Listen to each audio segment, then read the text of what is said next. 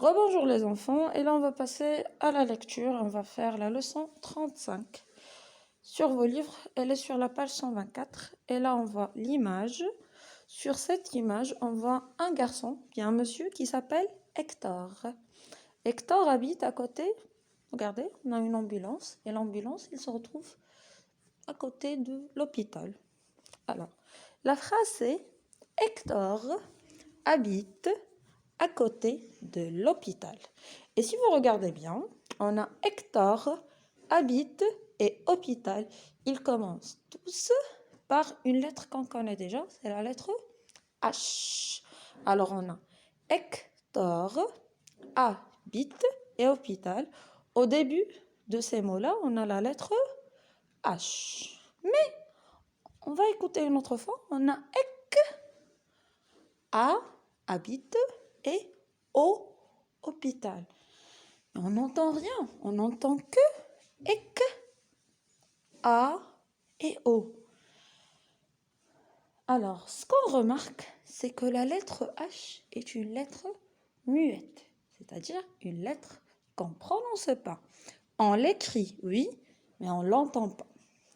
C'est une lettre facile, en effet, à faire. Alors, un rappel, la lettre H, soit majuscule ou minuscule, c'est une lettre muette. Alors, on a H-A-A. H-I, c'est un I. H-U-U. H-E-E. H-O-O. H, oui. C'est un oui.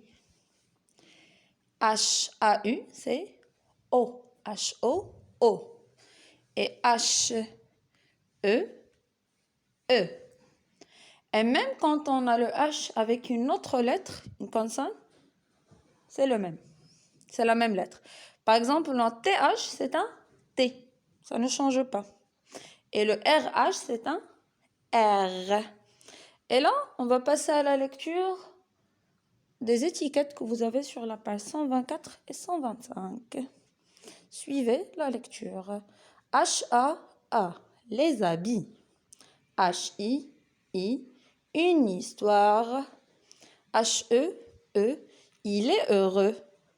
H-E-E, il hésite. Un hélicoptère.